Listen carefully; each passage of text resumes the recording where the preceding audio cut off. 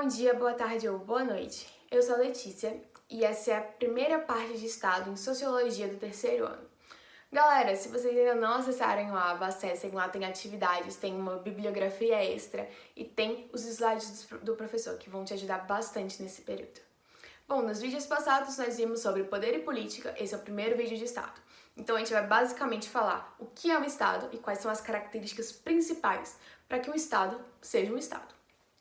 Para ver o que é um Estado, a gente vai usar a opinião de três pensadores. O primeiro pensador é Maquiavel.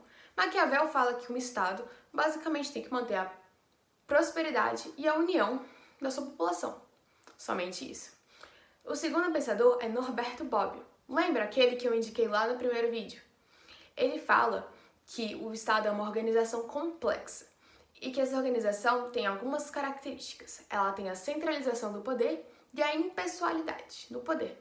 Essa impessoalidade já é derivada do terceiro tipo de dominação, que é a dominação racional legal, que a gente viu no vídeo passado. E o terceiro pensador que a gente vai usar aqui é Max Weber. Ele fala que o Estado controla o uso legítimo da força e as instituições, ou seja, o Estado é aquele que controla a polícia, o exército e todas as instituições que usam a força, a violência, para controlar essa população.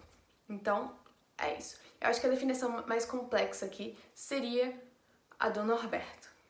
Mas as três definições são utilizadas no nosso livro didático. As características. As características são 5 características que vocês têm que lembrar. A primeira é que um Estado tem que ter um povo. Esse povo pode ser no sentido de população, como habitantes do território, que incluem inclusive estrangeiros. Ou pode ser um povo num sentido mais nacionalista. Então pode ser o povo como aqueles que eles compartilham uma língua, uma história, costumes. Mas o importante aqui, ele tem que ter pessoas. Um estado sem pessoas não é um Estado. A segunda característica é que ele tem que possuir um território. Não existe um Estado sem território. Território, ele é aquele delimitado. Então ele é delimitado não só por fronteiras terrestres, mas também aéreas e marítimas. Esse território, ele pode ser contínuo, como o território do Brasil, ou descontínuo, como o território dos Estados Unidos, por exemplo, que apresenta diversas ilhas aqui na América Latina, especificamente na América Central, e também o território do Alasca, que eles não estão juntos, por isso que ele é chamado de descontínuo. Ele não está contínuo.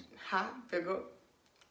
A terceira característica é que ele tem que ter um governo, ele tem que ter uma liderança. Ele tem que ter um governo, mesmo que ele seja dividido em várias instâncias, como, por exemplo, aqui no Brasil, o poder federal, o poder estadual, o poder municipal, ou que ele seja exercido por várias pessoas, mas ele tem que ter um governo, um poder delimitado e claramente que pode ser apontado. Ele tem que ter um poder para ele ser um Estado. A quarta característica é que ele tem que ter uma finalidade. Essa finalidade a gente meio que já viu no contrato social lá no primeiro ano. Agora, se você quer uma definição de finalidade mais palpável, entra no terceiro artigo da Constituição. Lá define a finalidade do Estado. Porque ninguém inventa nada para não ter finalidade nenhuma. Então o Estado tem que ter uma finalidade. Essa é a quarta característica. A quinta característica é que ele tem que ter soberania. Ele tem que ser um Estado soberano para ser Estado. Então ele não pode ser dependente de um grupo social específico e ele também não pode ser dependente de outro Estado. Por exemplo, ele não pode ser uma colônia. Uma colônia não é considerada um Estado.